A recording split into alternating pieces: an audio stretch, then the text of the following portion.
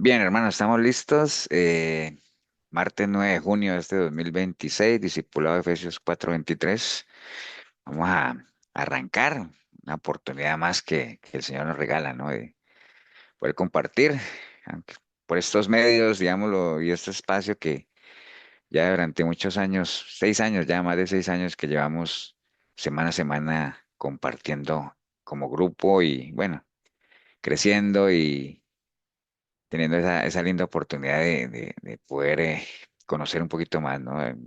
El discipulado tiene esa particularidad de que, digamos, aquí entre todos vamos aprendiendo, ¿no? O sea, hasta yo mismo aprendo de ustedes aprenden de mí y todos aprendemos de la palabra, que es lo más importante. Entonces vamos a orar, vamos a darle gracias a Dios por este tiempo, ¿no?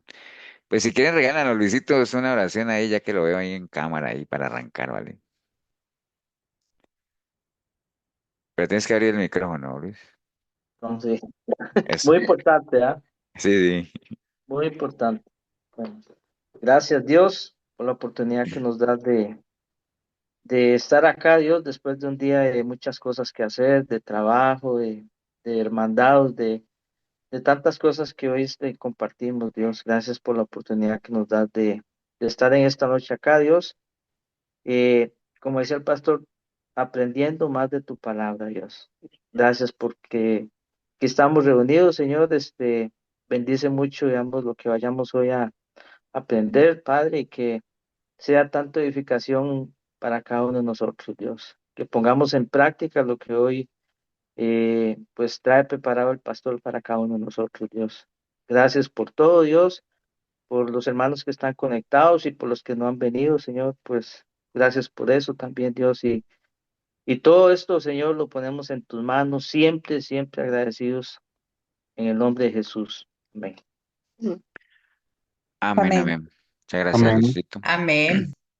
Bueno, Amén. vamos a compartir hoy un tema. Acuerden que el discipulado siempre se trata de eso, ¿no? O sea, aquí profundizamos un poquito más en temas que algunos ya los hemos visto en la iglesia, pero aquí podemos ir un poquito más allá, ¿no? De hecho, ustedes ven cuando yo les comparto el material, que a veces son 9, 10 hojas que ahí las vamos llevando, ¿no? En la iglesia no, obviamente no podríamos a veces ir a tanto detalle. Pero siempre la idea es que nosotros podamos, digamos, profundizar en algunos temas que nos sirvan precisamente para aquello para lo cual uno se disipula, ¿no? Que uno ¿para qué se disipula uno? Para aprender, Sí, pero ¿para qué aprender? O sea, nosotros Para nos aprender disipulamos. buenas noches, para aprender también a defenderse y saber qué es real para que no nos engañen. Sí, Para también. discipular a otros. Exacto. Entonces, todo lo que ustedes dijeron está bien. Nosotros nos discipulamos ¿para qué? Para aprender, ¿cierto? Y en la medida que aprendamos, nosotros podemos hacer aquello que la palabra dice que es hacer defensa del evangelio, ¿no?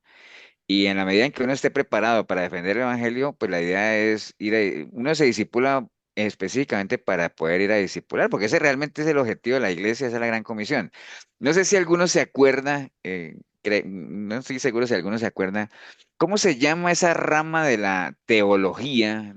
Y nosotros la vimos aquí que precisamente se trata del que uno puede hacer defensa de lo que uno La cree. apologética.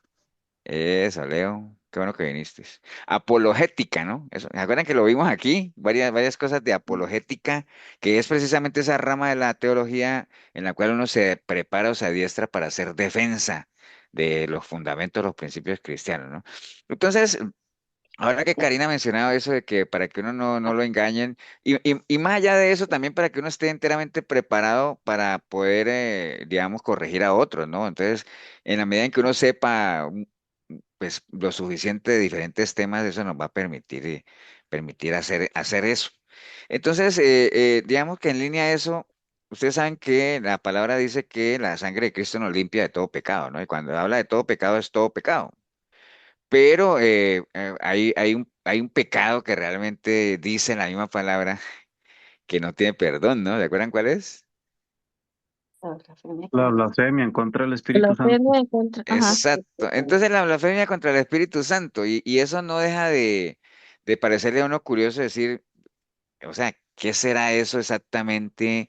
O profundizar un poco más en eso al punto de que el Señor diga que eso no tiene perdón, ¿no? Porque pues todo tiene perdón, pero ¿por qué eso no tiene perdón? O sea, ¿qué lo hace tan grave como para que eso no tenga perdón? Entonces vamos a profundizar un poquito en eso de la blasfemia del Espíritu Santo.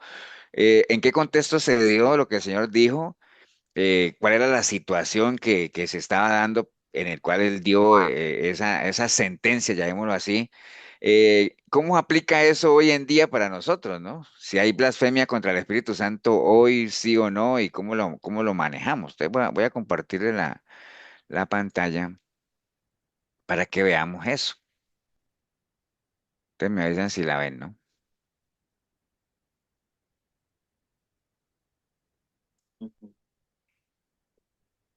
¿Sí la ven? Bueno. Sí, señor. Sí, Ok, entonces, ¿en qué parte está eso de la blasfemia contra el Espíritu Santo? A ver, lo vamos a leer en Marcos 3 del 20 al 30, ¿no? O sea, bueno, ¿cuál fue la situación que se dio ahí? Dice la palabra en Marcos 3 del 20 al 30, dice, y se agolpó de nuevo la gente, de modo que ellos ni aún podían comer pan, ¿no? De hecho, ahorita hago una pausa ahí cuando dice que se agolpó de nuevo la gente, que esa era una de las razones por las cuales Jesús, cuando hacía un milagro, le decía a la gente, vean, no le digan a nadie, no le digan a nadie esto, vayan al templo, presenten ante los sacerdotes y todo, pero no le digan a nadie, ¿no? ¿Por qué? Porque era precisamente lo que él temía, ¿no? De que cuando la gente se diera cuenta de los milagros y todo eso, entonces se agolpaba tanta gente y la mayoría de la gente iba precisamente por los milagros. Entonces como que se perdía un poquito la esencia de lo que él quería hacer, que era llevar las buenas nuevas, llevar el evangelio, ¿no? Entonces era por eso un paréntesis que hacía ahí, porque precisamente así arranca este pasaje. Dice que se agolpó de nuevo la gente de modo que ellos ni aún podían comer pan, ¿no? Cuando lo oyeron los suyos, vinieron para prenderle porque decían, está fuera de sí. Pero los escribas que habían venido de Jerusalén decían que tenía a Belcebú y que por el príncipe de los demonios echaba fuera a los demonios. Y habiéndolos llamado, les decía en parábolas, ¿cómo puede Satanás echar fuera a Satanás? Si un reino está dividido contra sí mismo, tal reino no puede permanecer. Y si una casa está dividida contra sí misma, tal casa no puede permanecer. Y si Satanás se levanta contra sí mismo y se divide, no puede permanecer, sino que ha llegado su fin. Ninguno puede entrar en la casa de un hombre fuerte y saquear sus bienes si antes no le ata, y entonces podrá saquear su casa. De cierto os digo que todos los pecados serán perdonados a los hijos de los hombres y las blasfemias cualquiera que sean, pero cualquiera que blasfeme contra el Espíritu Santo no tiene jamás perdón, sino que es reo de juicio eterno, porque ellos habían dicho, tiene espíritu inmundo, ¿no? Entonces, este es el contexto en que se dio eso. Básicamente ustedes ven, ahí hay varios personajes, está el Señor, están sus discípulos, que no podían, había una cantidad de gente ahí. El Señor había hecho una liberación y algunos fariseos que habían venido de Jerusalén, o sea, ni siquiera estaban en Jerusalén, más bien ellos estaban diciendo ahí que eso era obra de los demonios, ¿no? Entonces, ese es el contexto, ¿no? Entonces, bueno, el Señor dijo que cualquiera que cometiera pecado, pues le sería perdonado, ¿no? Pero en este caso está hablando de esta acción que se dio ahí y de la cual dijo que no tienen jamás perdón, sino que es juicio, sino que es reo de juicio eterno, ¿no? Entonces, ahí es donde uno se pregunta por qué ese veredicto tan grave y tan definitivo, ¿no? ¿En qué consiste la blasfemia contra el Espíritu Santo? Pues digamos que para poder entender básicamente lo que el Señor quiso decir, pues hay que considerar todas las circunstancias que se dieron, ¿no? Entonces, por un lado, bueno, ya sabíamos que el Señor tenía cierta fama, ¿no? Por eso es que había una multitud que se agolpaba ahí, porque él había desarrollado ya parte de su ministerio ya se había dado se había desarrollado a lo largo de Galilea y había dado diferentes señales, o sea, evidencias, los milagros. No era el primer milagro que él hacía, él ya había hecho otros milagros de sanidad. Entonces, de que había poder en el Señor lo había, ¿no? Porque ya la gente lo había visto, la fama se había extendido y por eso la gente se agolpaba, ¿no? Entonces, todas esas pruebas que el Señor había dado, la forma en la que hablaba, la forma en la que sacaba demonios, sanaba a la gente, pues eran quizás pruebas inequívocas de que Jesús era el Mesías, anunciaban las Escrituras, ¿no? Entonces, esas eran las evidencias como tal, ¿no? Sin embargo, pues obviamente después de todas esas evidencias y después digamos que, creo que al Señor se le llamaba que la luz, él mismo se decía que él era la luz del mundo como tal, ¿no? Entonces, aún a pesar de todas esas señales y de esa luz, digámoslo así, que era el Señor mismo representada en él, pues uno creería o tendería a pensar de que quién va a rechazar eso, ¿no? O sea, imagínense, una persona que te habla bien, que te sana, o sea, hace cosas buenas, en buena teoría. Bueno, en buena teoría no, hizo cosas buenas. Pues uno esperaría que fuera una acogida total, pero no, al fin, vimos que la respuesta fue más bien de rechazo, ¿no? Pero no cualquier tipo de rechazo, porque pues, a veces, a veces hay gente a la que se le rechaza, pero no todos los rechazos son iguales, sino que el señor Fabián aquí lo trataron como si estuviera loco, ¿no? Y no solamente loco, sino como si estuviera endemoniado, ¿no? Porque dice la palabra ahí que los suyos vinieron para aprenderle porque decían, no, está fuera de sí. Estar fuera de sí, ¿qué es? Pues está, que se enloqueció, ¿no?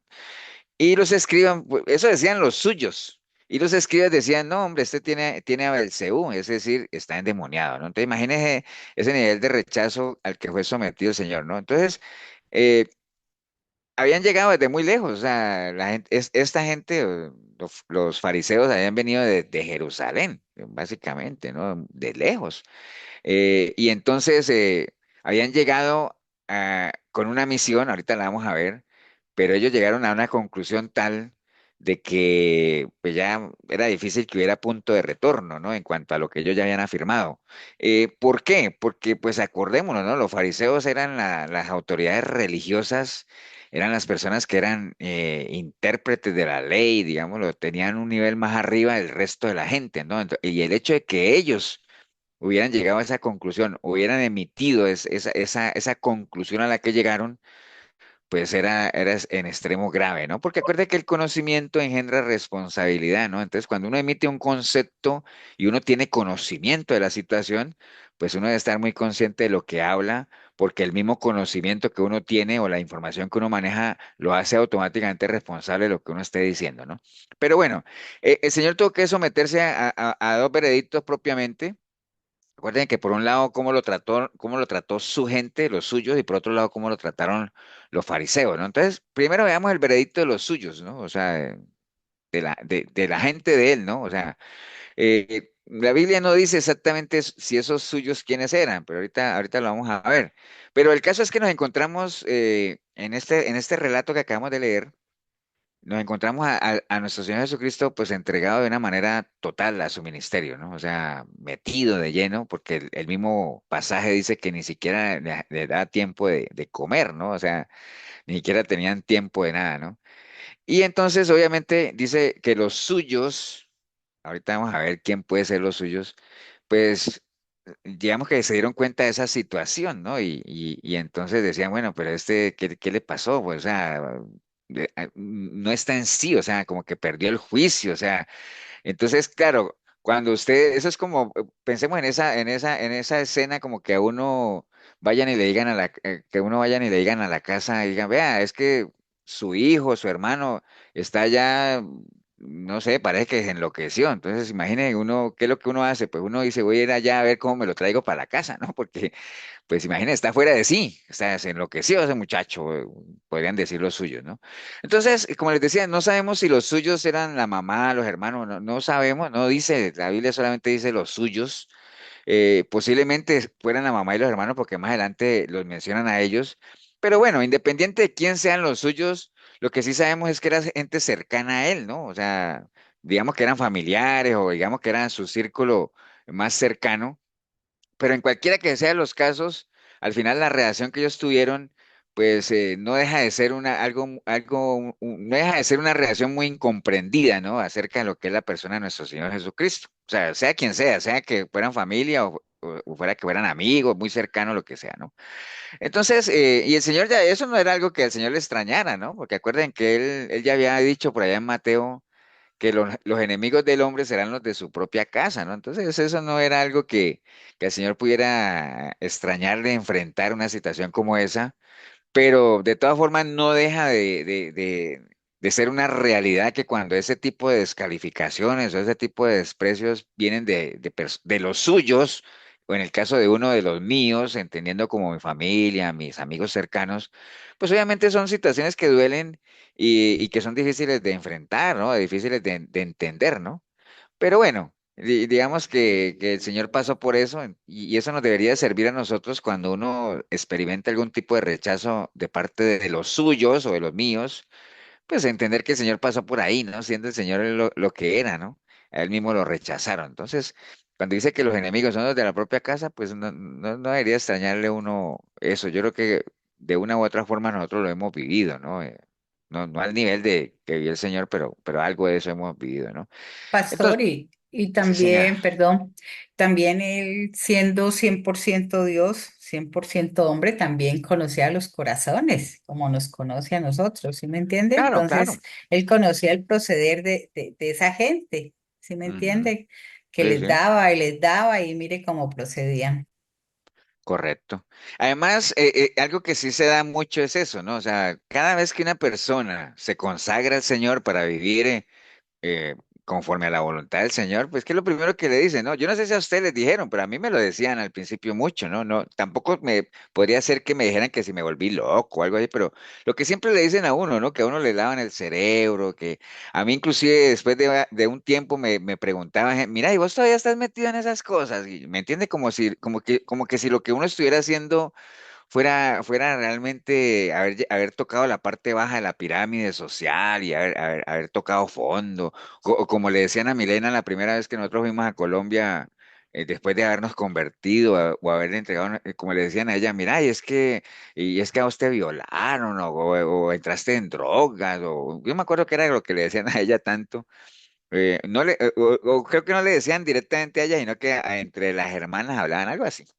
Entonces es lo primero que la gente se imagina, ¿no? Que qué le pasó a uno para haber tomado esa decisión de haberse metido a los caminos del Señor. Qué tragedia le pasó a uno. Pues, mucha gente ha llegado a los pies del Señor, obviamente, como resultado de situaciones adversas y todo eso, pero lo que sí es una realidad es que cuando uno se consagra al Señor, pues a la gente le parece que uno fuera, que estuviera loco, ¿no? Ahora, ¿nos extraña eso? No, porque la misma palabra dice que los que no son del Señor, todas las cosas que nosotros hacemos les parece locura. Entonces, es algo totalmente normal, ¿no?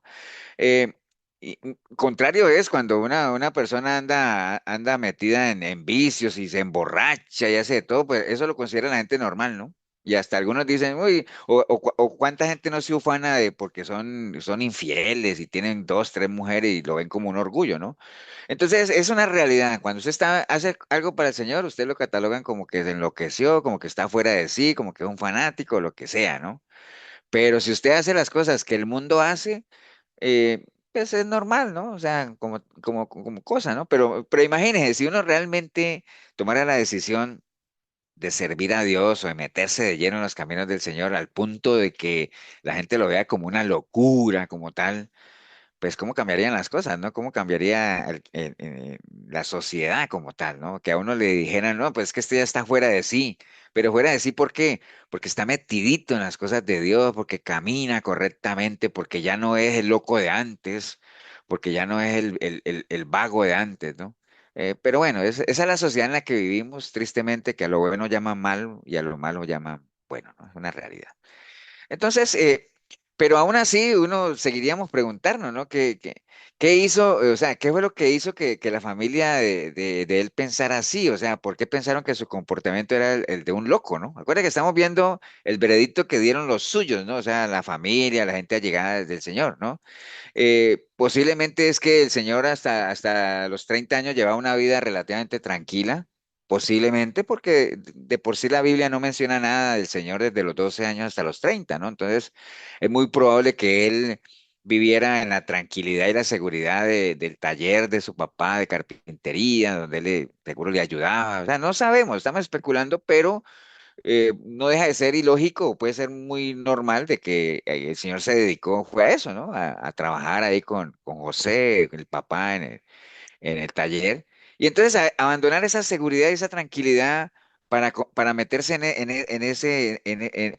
esa tarea de convertirse en un predicador ambulante, y además porque estaba chocando muy fuertemente con el liderazgo. Entonces, posiblemente eso era lo que a la familia le decía, bueno, ya estas cosas están saliendo de las manos, ¿no?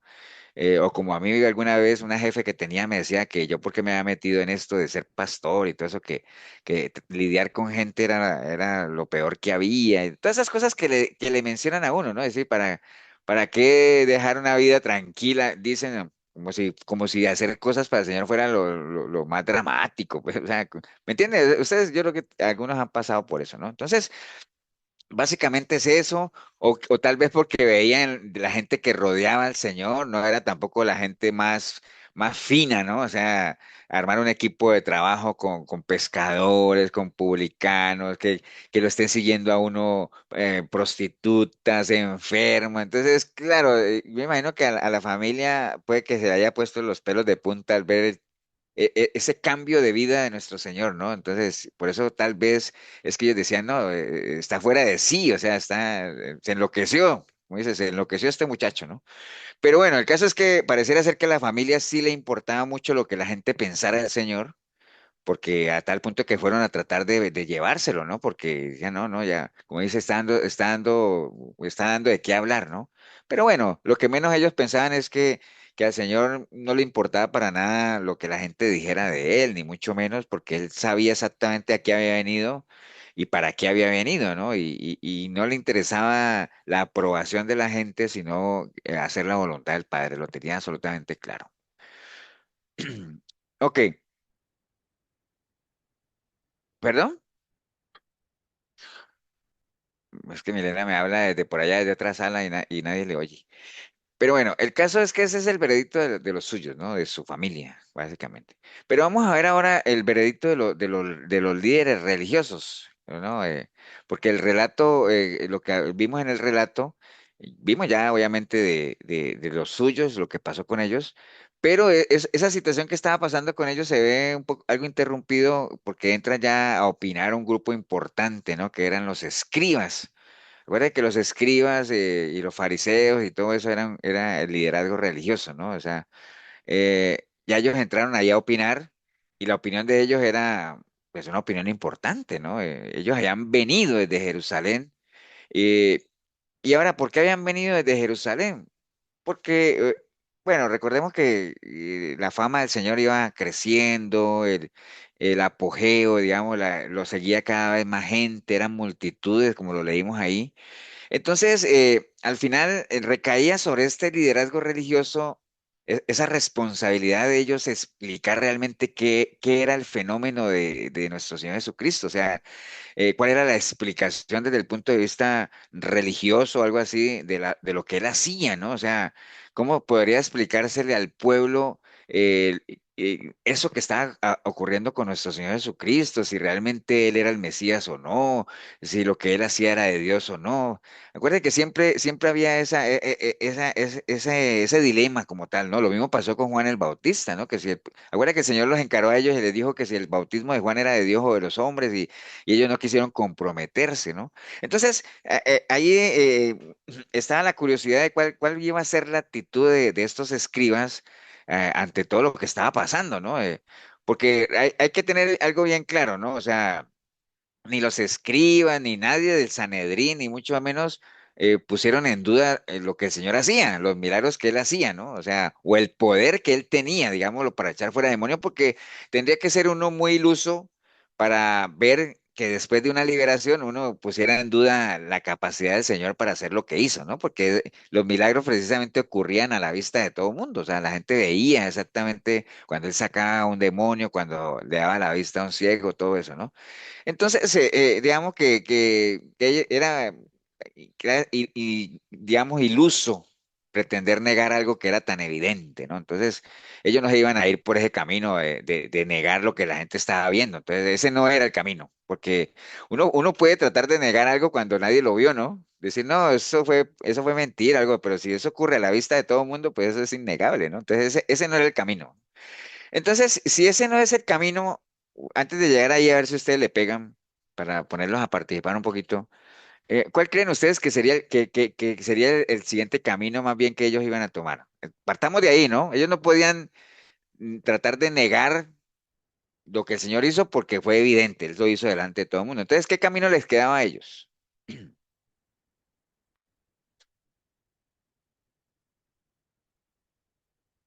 No sé si me entendieron la pregunta. Y decir que lo había hecho por poder del demonio. Sí, exacto, porque ya lo leímos. Pero en términos generales, ¿no? Cuando uno no puede, ubiquémoslo en nuestra vida personal y en lo de todo, cuando una persona no puede, digamos, negar lo que otra persona hizo, Tratar de pero como, calificarlo. sí, descalificarlo, ¿no? Ese era el camino que les quedaba, ¿no? Como no podían negar lo que el Señor dijo bueno, entonces hay que ver cómo lo descalificamos, que fue exactamente lo mismo que por lo cual ellos se quedaron callados cuando el Señor les dijo que si el bautismo de Juan era de Dios y de los hombres. Decía, bueno, es que, acuerdan, ¿no? Si decimos que era de Dios, ahí mismo la gente va a decir que por qué no le creímos. Y si decimos que era de hombres, pues esta gente se va a enojar con nosotros porque ellos tenían a Juan como un profeta, ¿no? Entonces no nos conviene ninguno de los dos, entonces por eso no contestaron. Entonces, en este caso, ellos tenían que hacer algo porque precisamente para eso habían venido desde Jerusalén y la gente lo que estaba esperando era respuestas, ¿no? No podían negar lo que el Señor había dicho, pero entonces tenían que ver cómo lo descalificaban, ¿no? Ese es básicamente el tema, ¿no?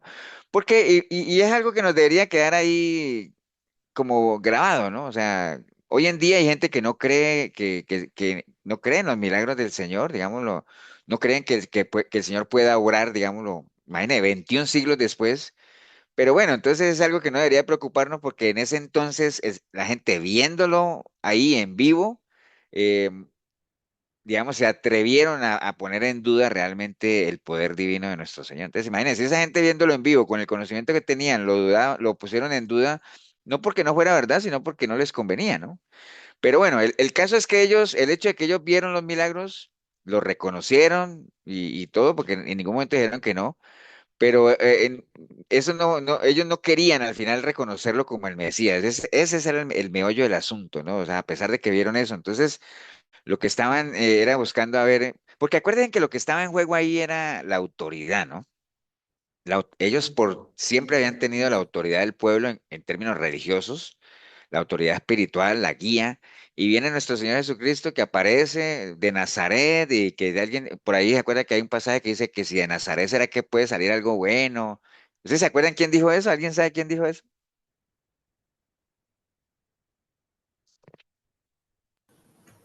Sería Natanael. Eso, Elsa, Natanael, ¿se acuerdan? Ujú. Que le dijeron, hemos encontrado al Mesías, ¿y dónde viene? De Nazaret. Dice, ¿de Nazaret? Pues, ¿y ustedes creen que de Nazaret puede salir algo bueno?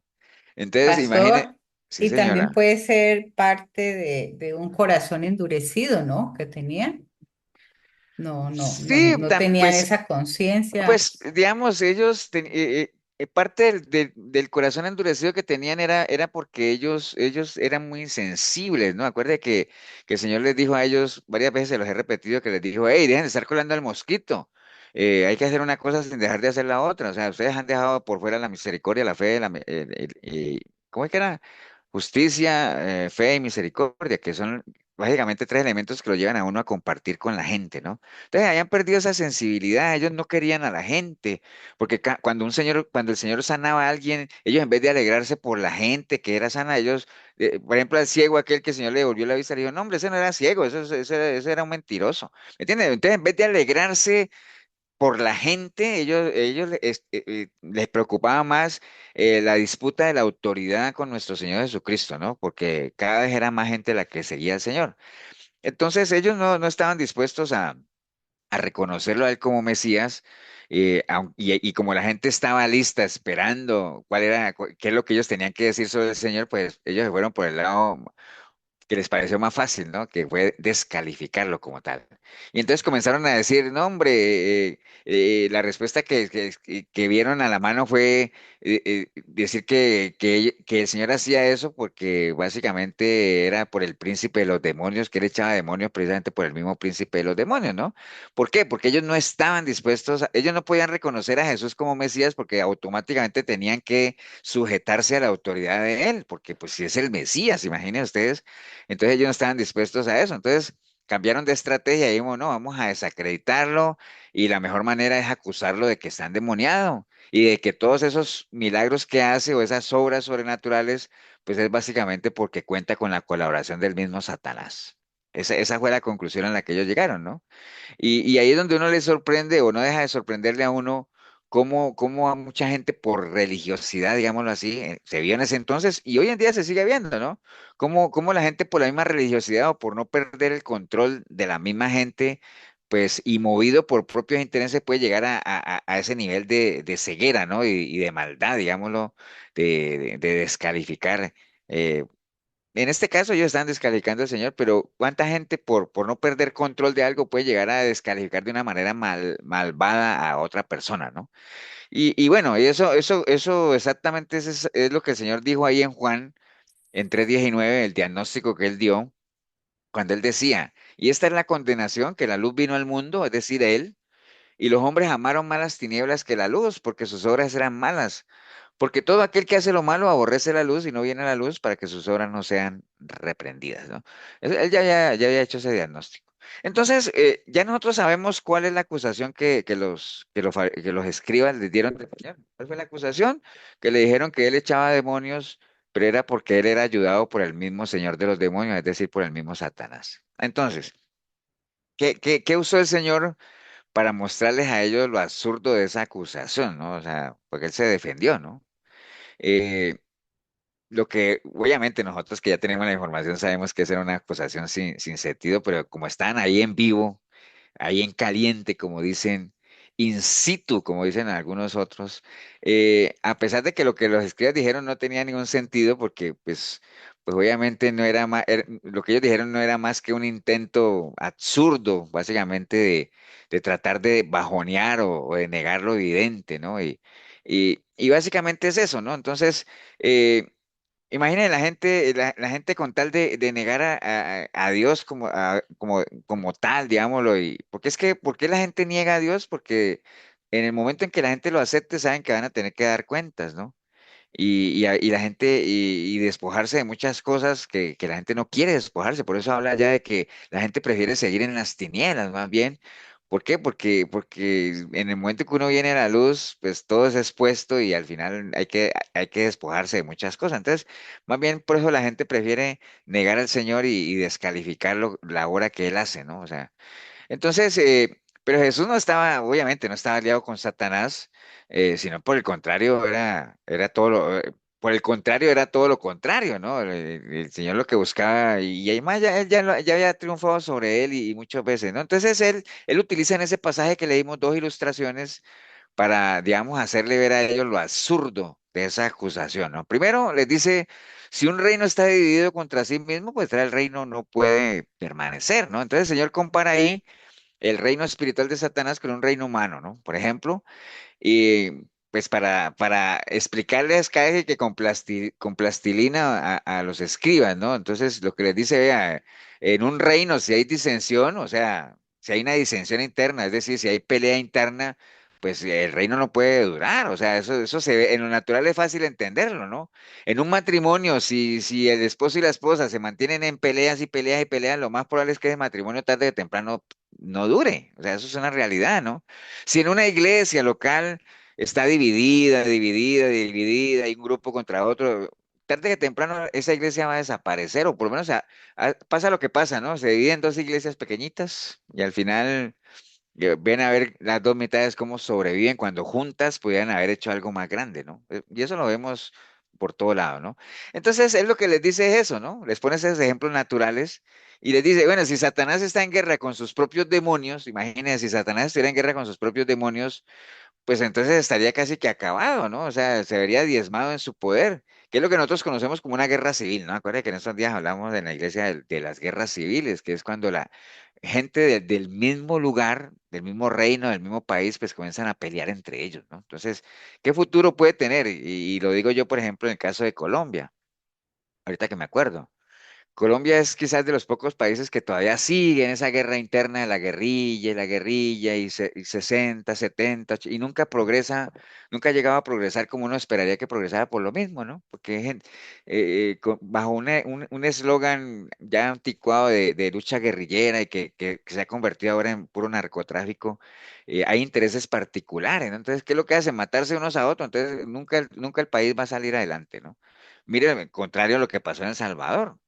En El Salvador también y era lo mismo, ¿no? Era un país sin futuro ni nada. ¿Por qué? Porque, porque habían disensiones internas, se estaban peleando entre ellos y matándose entre ellos. Entonces, tengo que venir alguien a poner orden y decir, bueno, los que no quieren aquí convivir, entonces van a un lugar donde estén ustedes y los que queremos vivir y que el país progrese, pues que salga adelante. Entonces, la única manera de que algo surge, de algo progresa cuando todos se unen en un mismo objetivo, ¿no? Entonces el Señor le está diciendo ahí, eso no tiene ningún sentido eso de que ustedes digan ahí de que uno, de que algo está dividido, ¿no? Como tal, ¿no? Entonces, el reino de Satanás no debería ser, no debería ser así de que ustedes digan que Satanás es el que me está ayudando a mí cuando yo estoy en contra de él, porque si uno, si un reino está dividido no puede permanecer, ¿no? O sea, es algo incoherente como tal, o sea, el reino, si hubiera división dentro del reino de Satanás, pues obviamente esa no es la lucha, o sea, la lucha que nosotros estamos aquí, la famosa guerra espiritual y todo lo que nosotros estamos viendo no es una guerra, digámoslo, dentro del reino de Satanás, ¿no? La guerra que estamos lidiando es una guerra del bien y el mal, de Dios contra las huestes de Satanás y sus demonios y todo eso. No No es dentro del mismo reino de Satanás, ¿no? Para nada, ¿no? Ese no es el conflicto que realmente estamos viviendo. Entonces, es lo primero que les dice, el primer argumento que les da. Y el otro dice, el otro que les da es este que dice que ninguno puede entrar en la casa de un hombre fuerte y saquear sus bienes si primero no le ata, ¿no? Entonces, suponga que el ejemplo que está ahí, que alguien quiere robar la casa de un hombre muy poderoso, ¿no? Entonces, ¿qué es lo primero que que uno tiene que hacer si uno quiere, si uno se mete a robar la casa de un hombre muy poderoso? Pues lo primero que tiene que hacer es que a ese hombre poderoso hay que someterlo, ¿no? Amarrarlo, atarlo, y ya cuando esté inmovilizado y ya esté listo, pues ahí sí ya uno puede robarle todo lo que quiera, ¿no? Pero no tiene sentido que mientras la persona esté en su poderío uno lo pueda hacer. Y peor aún, que ese mismo hombre fuerte o esa persona poderosa le ayude a uno o le colabore a uno para que uno le robe la casa, ¿no? No tiene sentido, ¿no? Entonces, a eso se refería el Señor, de que cuando hay una persona endemoniada y todo eso es porque Satanás la tiene oprimida, ¿cierto? La tiene ahí. Entonces, si el Señor estuviera actuando con la ayuda de Satanás, ¿para qué el Satanás le va a ayudar a liberar gente que él mismo tiene ahí atrapada? No tiene sentido, ¿no? Eso es como que uno le ayude a alguien a que le robe su propia casa. Entonces, pero el Señor se los pone ahí a ellos para bajonear ese argumento, ¿no? Además, ya de, hay varios versículos donde el Señor ya, acuerden que cuando el Señor habla del hombre fuerte, pues está hablando de Satanás, ¿no? Como tal, pero ya hay varios versículos que mencionan eso. Por ejemplo, en Marcos 1:13, cuando habla y estuvo ahí en el desierto 40 días y era tentado por Satanás, ¿acuerdan las tentaciones en el desierto? Pues el Señor básicamente lo venció, ¿no? ¿Ustedes se acuerdan qué utilizó el Señor ahí en las tentaciones para vencer a Satanás? La palabra. La palabra, ¿no? Las Básicamente escrituras. se defendió con palabra, ¿no? Ahí no había otra, ¿no? Y en Marcos 1:23 también dice, por ejemplo, dice, y se admiraban de su doctrina porque les enseñaba como quien tiene autoridad y no como los escribas, ¿no? O sea, y no como los escribas, pero había en la sinagoga uno de ellos, un hombre con un espíritu inmundo, diciendo, ¿qué tienes contra nosotros? ¿Por qué has venido a destruirnos? ¿Se acuerda de lo en Gadara, ¿no? Entonces, ya ellos, los demonios estaban sometidos, digámoslo, delante del Señor. Y en el versículo 34 dice, y sanó a muchos que estaban enfermos de diversas enfermedades y echó fuera a muchos demonios y todo eso. Entonces, hay varios pasajes, muchos pasajes que hablan de que el Señor echó fuera muchos demonios, ¿no? Entonces, él tenía cierta potestad sobre eso. Pastor. Sí, Y, señora. y también si esta gente y los suyos también lo conocieran, entenderían que lo santo no va a con lidiar con el pecado, con lo inmundo. ¿Sí me entiendes? Que hay una separación grande. Si uno entendiera eso, que Él es santo, santo, entonces, ¿cómo va a lidiar con el demonio? Sí, sí, bueno, en el lado de los suyos, O acuerden sea, que la gente, hacer alianza, ¿sí me entendés? sí, Alianza, pero sí. más que todos los fariseos eran los que podrían tener ese asunto, y los fariseos porque ellos conocían la ley. Los suyos, digamos, la familia como tal, pues acuerden que ellos fueron los primeros que descalificaron al Señor, ¿no? Los que lo conocían, decir, pero es que ese no es el hijo de José el carpintero. ¿Y cómo sabe tanto? ¿Dónde aprendió? Y que, bueno, todas esas cosas, ¿no? Pero sí, sí, también es cierto eso que dice Milena. Ok, entonces, bueno, obviamente hay muchos versículos que nos muestran que Jesús es mucho más poderoso que el diablo y que tiene poder para atarlo y para desatarlo. Él sí tiene poder para eso, ¿no? No, no como ahorita se enseña que cualquier persona puede atar a Satanás y desatarlo, no. La O sea que un Biblia, cristiano, pastor, un cristiano no puede ser endemoniado, ¿no? no, no, no. Si es si es un cristiano verdadero, ¿no? No puede estar endemoniado, porque acuerden que la sola presencia del Señor a lo lejos atormentaba a los demonios, entonces no puede entrar en, o sea, no se imagina uno como esos programas, acuerdan que uno veía que por aquí en un hombro salía un angelito y aquí salía un diablo y que los dos le hablaban a uno y uno decía, oye, ¿a cuál le hago caso? Y y no puede estar dentro de uno los dos allá también y durmiendo espalda con espalda, un demonio con la parte el Espíritu Santo. O sea, eso no, eso son fantasías, ¿no? Entonces, lo que sí es una realidad, por muchos, como les decía, es que Jesús es mucho más poderoso, obviamente, y tiene potestad, porque Primera de Juan dice que para eso apareció Él, ¿no? Para deshacer las obras del diablo como tal. O sea, para eso. Y a eso es que se refiere cuando habla de que saquear la casa del hombre fuerte, ¿no? O sea, saquear la casa del hombre fuerte en este caso es deshacer las obras del diablo, como tal, las obras del enemigo, ¿no? Entonces, con eso él estaba, digamos, como defendiéndose de esa acusación. Decía, es que lo que ustedes tienen no es ilógico. O sea, primero, obviamente, si un reino está dividido, no tiene futuro. Entonces no tiene sentido que Satanás me ayude a mí a liberar lo que él mismo capturó. O sea, no tiene sentido. Y lo otro es que habla del hombre fuerte y todo ese asunto del argumento que les dio, ¿no? Entonces, primero, obviamente, tendría que inutilizar, digámoslo, a esa persona poderosa para poder hacer algo, pero no es que esa persona le ayude a uno. Y usa el ejemplo, un ejemplo que ese es un ejemplo natural del robo de la casa que les dije ahorita, ¿no?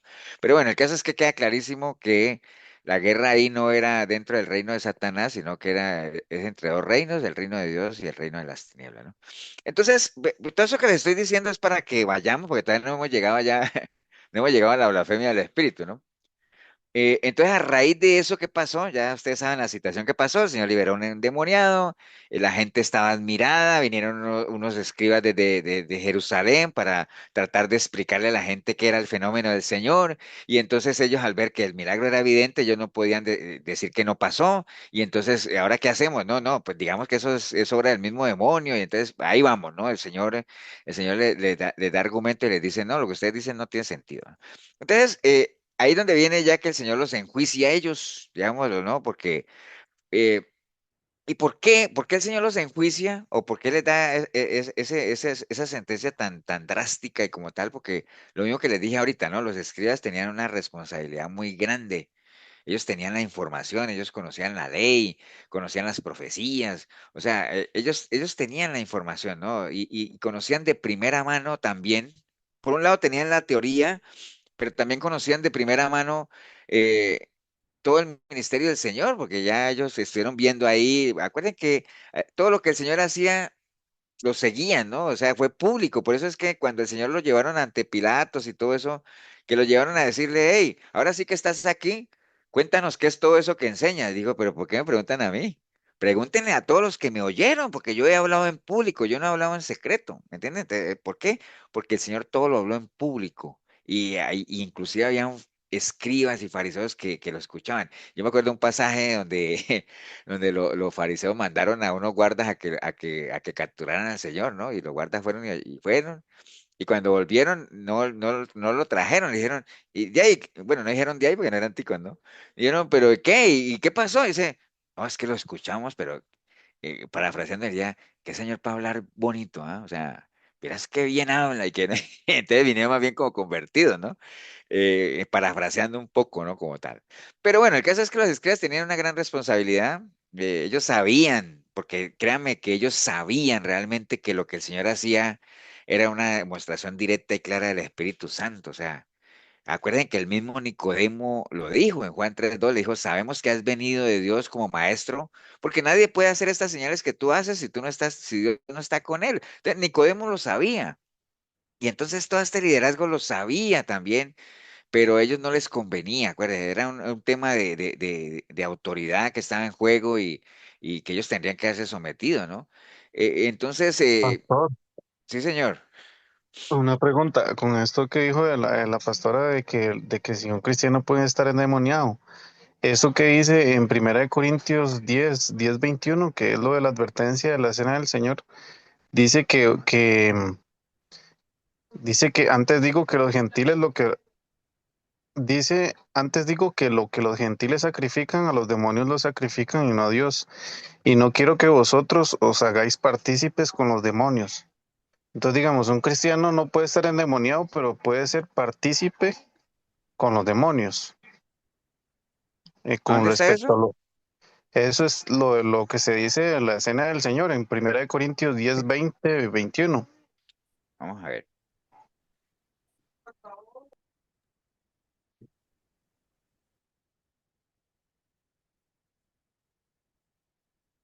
Y es que coquetean Pero no con es las 10, cosas. entonces. Amonestaciones, Eh, es que no, no es de la cena, es amonestaciones contra la idolatría, ¿no? Porque la cena está en el 11. pero ahí dice, no Entonces, podéis, no podéis beber de la copa del Señor y la copa de los demonios. No podéis participar de la mesa del Señor y de la mesa de los demonios. sí, pero cuando habla de la copa de la bendición que bendecimos, no es la comunión de la sangre de Cristo, el pan que partimos no es la comunión del cuerpo. Siendo uno solo el pan, nosotros con ser muchos somos un cuerpo, pues todos participamos de aquel mismo pan. Mirad a Israel, según la carne, los que comen los sacrificios no son partícipes. ¿Qué les digo? Pues el ídolo es algo, o que sea algo que lo que se sacrifican los ídolos. Antes digo que lo que los gentiles sacrifican, a los demonios los sacrifican, y no a Dios, ¿cierto? Y no quiero que vosotros hagáis partícipes con los demonios. No podéis beber la copa del Señor y la copa de los demonios. No podéis participar de la mesa del Señor y de la mesa de los demonios. Bueno, es que siempre ha habido, eso es totalmente excluyente, ¿no? O sea, totalmente excluyente. Son advertencias. Estamos claros que lo mismo que siempre se ha dicho, ¿no? O a quién van a seguir, dejen de estar ahí divagando entre dos. El mismo Señor lo dijo, bueno, el que no está conmigo está contra mí, y todo eso sabemos, ¿no? Hay dos caminos siempre aquí, ¿no? Por eso es que Pablo le está diciendo a la iglesia, porque la iglesia estaba metida en idolatría como tal, ¿no? Entonces, cuando lo que está diciendo Leo es que si, por ejemplo, un cristiano no puede estar endemoniado, porque si un cristiano puede ser partícipe, digamos, de los demonios. Digamos, pensemos nosotros cuando uno, por ejemplo, que uno lo lleven a un novenario. Pensemos en prácticas de ahorita, de nosotros, pues para que podamos entender, ¿no? O sea, que uno participe de alguna actividad de idolatría, digámoslo así, simplemente por estar ahí o por algo ahí. eh, digamos, a como lo dice Leo, sí está bien, o sea, puede que yo no esté endemoniado y que yo sea ajeno cristiano, pero en el momento en que yo entre a participar, digamos, en actividades ya de idolatría como tal, pues estoy cayendo en pecado, ¿no? O sea, porque imaginen ustedes que si yo,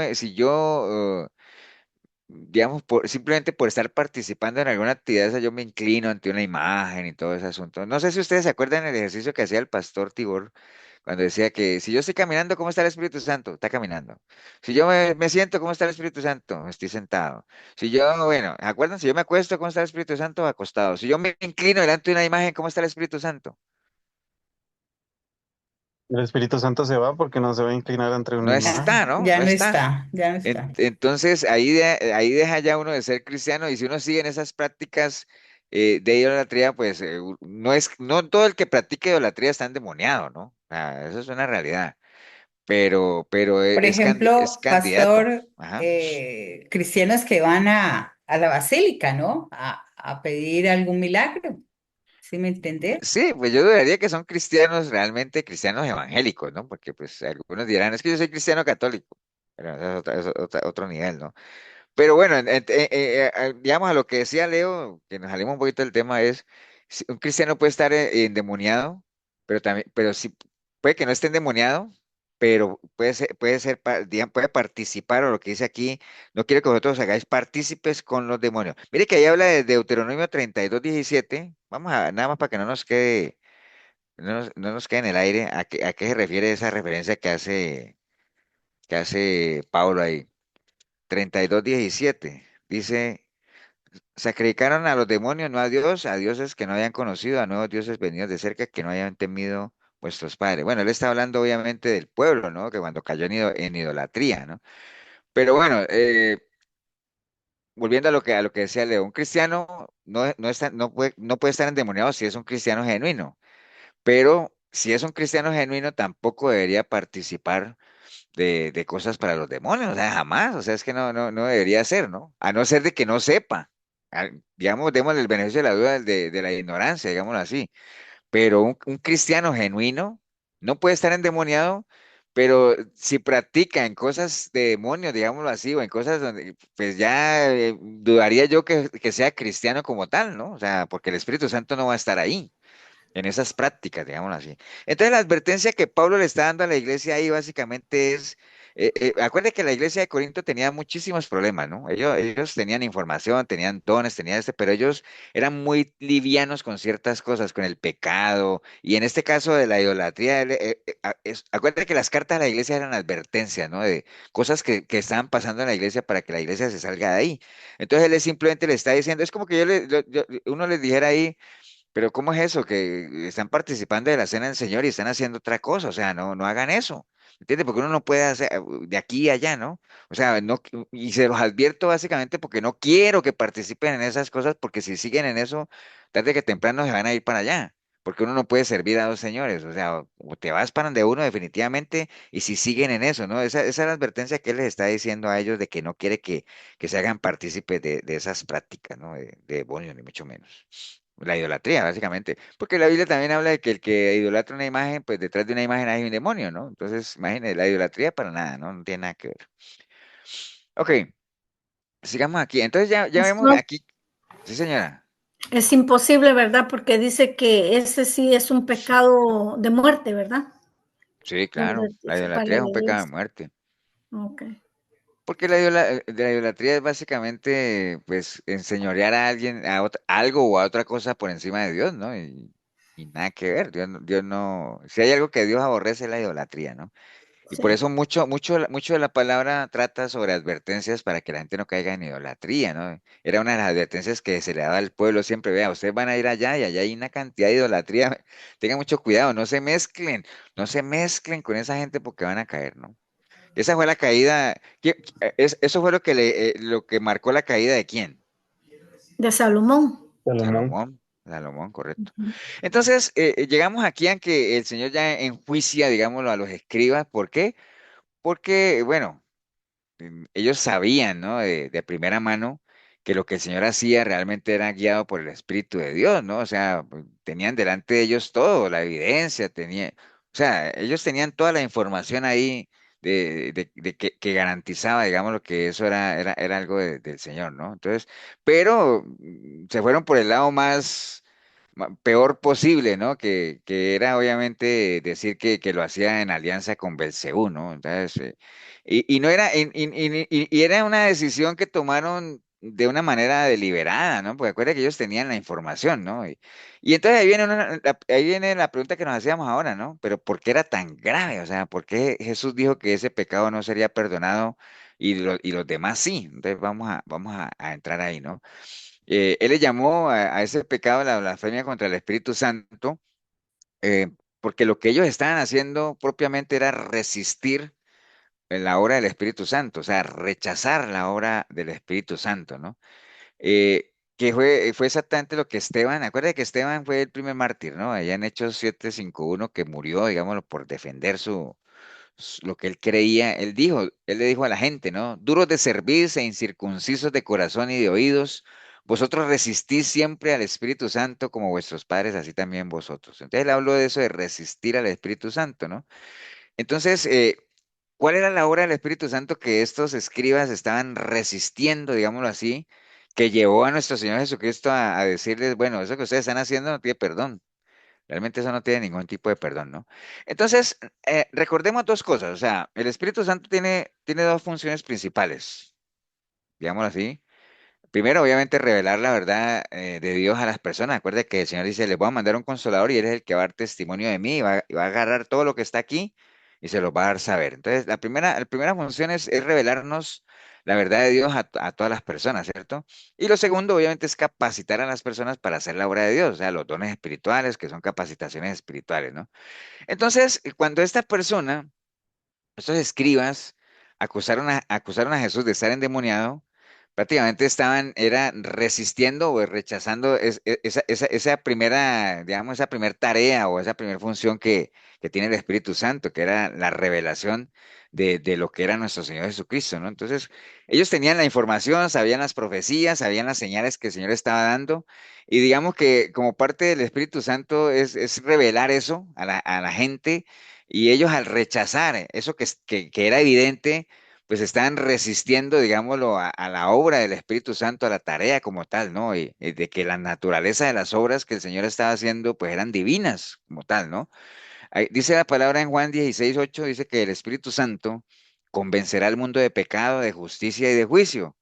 Dice, de pecado por cuanto no creen en mí, de justicia por cuanto voy al Padre y no me veréis más, y de juicio por cuanto el príncipe de este mundo ha sido ya juzgado, ¿no? Entonces el Espíritu Santo tiene eso, convencer al mundo de pecado, de todo eso, revelarnos la esta. Entonces, ellos están resistiendo esa revelación que se les estaba mostrando delante de ellos, ¿no? Todas las señales. Nicodemo sí la interpretó y la recibió. Él dijo, yo he visto, o sea, yo ya vi y yo sé que nadie podría hacer esas señales. Entonces, digamos que guiado también por el Espíritu Santo, pues tuvo esa revelación, ¿no? Entonces, porque imaginen ustedes si esa gente con toda la información que tenían, todo lo que estaban viendo ahí, porque nadie les estaba contando, y aún así se resistían como tal. ¿Qué más uno diría, qué más podría haber hecho Dios para convencerlos, o sea, y llevarlos a que realmente se arrepintieran y procedieran a eso? Era lo mismo como cuando ellos rechazaron todo lo que Juan el Bautista les decía. ¿Se acuerdan lo que estábamos hablando el domingo, ¿no? En la iglesia, que Juan el Bautista obviamente les habló y todo ese asunto y ellos se resistían, siempre como amparados en aquello de que es que nosotros somos hijos de Abraham y que yo no sé qué. Entonces por eso el Señor dice, bueno, ahí está la hacha lista, ¿no? Está bien. Entonces, ¿qué más puede hacer? O sea, ¿qué más podría hacer Dios ahí para convencerlos si estaba el mismísimo Mesías ahí haciendo señales y todo eso? Pues, ¿qué más podría hacer, no? O sea, no podría haber, o sea, el Espíritu Santo eh, no podría haber tenido un testimonio más claro delante de ellos, personificado en la misma persona de nuestro Señor Jesucristo. eh, o sea, y aún así lo rechazaban de una manera consciente, ¿no? Porque no, ni siquiera era porque alegando ignorancia, ¿no? Ellos tenían todo para haber por lo menos interpretado esa visitación que tenían, ¿no? Pero bueno, si lo que Dios hacía por ellos para llevarlos a la salvación, más bien ellos en vez de, ni siquiera fue que lo rechazaron, sino que lo interpretaron como que era obra de Satanás. Imaginen ustedes lo grave del asunto, ¿no? Entonces, ¿qué más podría hacer Dios con eso? O sea, por eso era que el Señor dijo, no, hombre, eso no tiene ningún tipo de perdón, porque la gente que peca, por lo general, pues hay misericordia para con ellos. ¿Por qué creen ustedes que para la gente que peca, o el pecador común y corriente, el regular, eh, hay misericordia de Dios? O sea, ¿por qué? ¿Por qué, digamos, uno dice, sí, el Señor los perdona porque, ¿por qué? Digámoslo así. Es que si les digo más pista me la agarran. porque para eso vino Él al mundo, porque Sí, Él Que no se quería que arrepiente. nadie perezca. Él dio pero, su vida. pero por ejemplo, el pecador, ¿no? Pensemos en un pecador, ¿no? No estamos Mm, hablando de estos escribas y fariseos porque ellos tenían, no se les puede medir igual, ¿no? Ya espero que ujú. entiendan eso porque acuérdate que al que más se le da, más se le pide, ¿no? Más Pero conocimiento. a la gente que peca, digámoslo, porque el Señor lo dijo en la cruz, ¿no? El Señor le Es dijo, que se Padre, arrepienten. perdónalos tú. Porque no sabían lo que hacían, ni saben que están en Exacto, pecado. porque no, o sea, la gente que no tiene a Dios, pues son muertos, ¿no? En el fondo no, ni saben lo que están haciendo como tal. Entonces, por eso es que, digamos, se apela a la misericordia de Dios, ¿no? Pero Como cuando, dice en Ezequiel, que son cadáveres, ¿verdad, pastor? sí, sí, sí.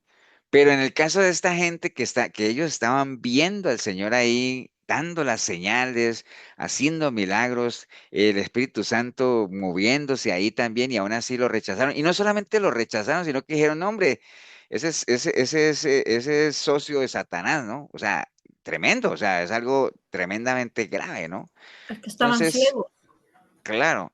Entonces, digamos que lo que decía Milena ahorita, de pronto había un grado, un estado de endurecimiento tremendo, ¿no? De esa gente, movidos tal vez por su mismo estatus social, su estatus de jerarquía, el orgullo, tantas cosas que podrían haberse conjugado ahí que hacían de esas personas muy duras de corazón como para aceptar al Señor y arrepentirse de la actitud que estaban ellos allá, ¿no? Acordemos lo que le pasó a Faraón de Egipto, ¿no? Que el corazón se fue endureciendo, endureciendo, hasta que llegó un punto de no retorno, ¿no? De que ya no había nada más que hacer y entonces ya el Señor consideró que había traspasado los límites y ya no hubo vuelta atrás como tal, ¿no? Ok, entonces, bueno, sabemos que para el ladrón, para el adúltero, para los pecadores, pues hay esperanza. De eso se trata, obviamente, el plan de salvación, en la medida en que uno clame al Señor con un genuino arrepentimiento, ¿no? Pero cuando una persona ya tiene el corazón endurecido como tal y por más que se le dice y ahí se le advierte y todo eso, pues, o sea, tristemente uno puede decir, no, hombre, o como hay algún pasaje que dice, no hubo para ello, no hubo remedio, no hay medicina ya. Cuando una persona oye, oye, oye y tiene cauterizada la conciencia y nada, llega un momento en que uno dice, no, hombre, ahí no hay nada que hacer. ¿Me entiendes? Aunque mientras hay vida hay esperanza, ¿no? Pero de todas formas es más complicado en la medida que digamos que el orgullo y la insensatez se primen ahí sobre la persona, ¿no? Entonces, algunas consideraciones sobre la blasfemia contra el Espíritu Santo. Eh, Pastor, antes de que siga, a veces, como decía usted en una ocasión, y siempre de pavas dicen que nos tildan de que no hay mover del espíritu, que no tenemos el mover del espíritu. El mover del espíritu sería parte de esa, de que resiste, se resiste a algo y entonces no hay mover del espíritu. Entonces eso es una calumnia tan grande que si ellos pensaran lo que están diciendo, ¿sí me entiende? De que dice que es que el mover del espíritu no lo tenemos, es porque estamos resistiendo al mismo espíritu No, pues no, no, pues, bueno, es que tampoco lo vamos a catalogar Ajá. ahí, por ejemplo, la No, gente que no, no. no, a la gente que dice esas cosas, ¿sí me entendés? Porque, por ejemplo, el Espíritu Santo, si tú no lo quieres recibir, que es esta parte que ellos estaban resistiendo, el poder del Espíritu Santo, están entrando en pecado, ¿o no? Y Ujú. cuando uno se arrepiente, como dices tú, ¿puede alcanzar misericordia o no? Ahí no hay perdón de ese pecado. No, claro, claro que sí. O sea, acuérdense que el Señor no rechaza un corazón humillado, contrito, ¿no? O sea, porque dejaría de ser Dios como tal.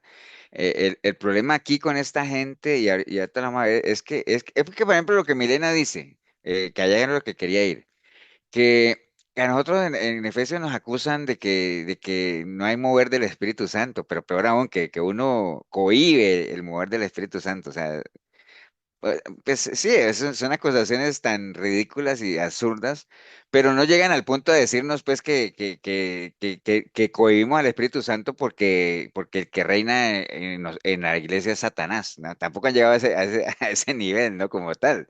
Entonces no llegamos a tal punto. Pero ahorita vamos a hablar un poquito de lo que dice Milena en lo famoso mover del Espíritu. Vamos para allá, pues, no me quiero adelantar un poquito. Porque quería algunas consideraciones sobre la blasfemia del Espíritu Santo. Bueno, eh, digamos que pecar contra el Espíritu Santo no es una opción aislado, ¿no? Sino que, digamos, es una actitud de hostilidad abierta hacia Dios como tal, ¿no? Es donde se rechaza, digamos, el sacrificio del Señor. Entonces, eh, ¿qué es lo que se le dice a esto, digámoslo, digamos, en cuanto a la blasfemia del Espíritu Santo, en que uno no reconozca una obra de Dios como tal? A veces, digamos, se trata como de ponerle una mordaza o tratar de usar esto para manipular también, en decir que uno no desconozca que Dios hizo algo o que la gente le diga que Dios hizo algo a uno, porque uno podría estar incurriendo en blasfemia contra el Espíritu Santo. Entonces, por ejemplo, que alguien le diga a uno, es que yo tengo el don de sanidad y Dios me usa a mí para sanar. Y entonces que uno diga, bueno, ¿será o qué? Y yo no diga, no, hombre, ¿cómo se le ocurre? Eso no puede ser cierto. Que diga, cuidado, porque puede estar entrando en blasfemia contra el Espíritu Santo, negando una obra de Dios. Entonces, ¿me entienden en ese sentido de que uno no, digamos, lo que se recomienda es que uno no debería aventurarse, digámoslo, a hacer juicios como tal, pensando en eso, ¿no? Porque a veces hay gente que no se arriesga a esas cosas pues, temiendo, digámoslo, caer en precisamente en esto que estamos hablando de la blasfemia del Espíritu Santo, ¿no? Entonces, ¿qué es lo que uno debería hacer? Básicamente es, a mí, por ejemplo, a mí hay gente que me llega y me dice, a mí me dice, es que, pastor, mira que yo hablo en lenguas, un ejemplo, ¿no? Te digo, bueno, no sé, digo, Dios es soberano, ¿no? Yo obviamente conociendo a la persona que me está hablando y la forma en la que camina, digámoslo así, yo mismo digo, hombre, yo no, no creo realmente que esa persona hable en lenguas, ¿no? No sé, no sé ni qué hablará ni por efectos de qué, pero yo no le voy a decir eso, digámoslo así. Y digo, bueno, acuerde nada más que jugar con las cosas de Dios es muy delicado, ¿no? Entonces es una responsabilidad suya realmente eh, creer que Dios o atribuirle que Dios está haciendo eso. O personas que dicen que tienen el don de sanidad y todo ese asunto. Es decir, bueno, Dios el don existe, digámoslo así, y Dios es soberano, pero es una responsabilidad suya y realmente no jugar con las cosas de Dios, ¿no? Pero uno no podría entrar a descalificar de lleno algo porque, pues, ¿quiénes somos nosotros para desconocer que realmente Dios puede hacer algo o pueda usar a alguien? ¿No? ¿Cierto que no? Entonces hay que tener mucho cuidado con eso, ¿no? Porque uno podría de pronto estar rayando en estar desconociendo que Dios esté haciendo algo. O por ejemplo, eso que vemos de la gente que va que va a Cartago, digámoslo, en agosto. Y uno le pregunta, ¿y por qué vas allá a la basílica? Y dice, no, es que voy a agradecerle a la negrita por un milagro que me hizo, ¿no? Entonces, claro, uno dice, "Mm, pero entonces el milagro, ¿quién lo hizo? ¿La negrita o lo hizo Dios? ¿Quién? ¿Me entiende? Entonces, ahí donde uno dice que si Dios puede, porque puede que el milagro haya existido, ¿no? Puede que la sanidad esté o algo así, no sé. Pero al final, ¿quién lo hizo? O sea, ¿a quién se le está atribuyendo? ¿Cuál es nuestra posición en cuanto a eso, ¿no? Entonces, es como un hilo delgado como tal. Y ahorita vamos a hablar de la blasfemia actual, porque la blasfemia del Espíritu Santo que estamos estudiando, que se vio ahí, que le pasó al Señor, pues eso se dio en ese momento preciso de la historia como tal, pero hoy en día es muy difícil que se dé. Hoy se da otro tipo de blasfemia, ahorita la vamos a ver, ¿no? Pero bueno, el caso es que es eso que le dicen a uno de que uno no puede negar, digámoslo, de que cualquier persona que diga que Dios hizo algo en la vida por medio de ella o lo usó y que uno lo tiene que aceptar a ciegas, porque si uno no lo acepta, uno podría estar incurriendo en blasfemia contra el Espíritu Santo. Pues eso es un chantaje espiritual, ¿no?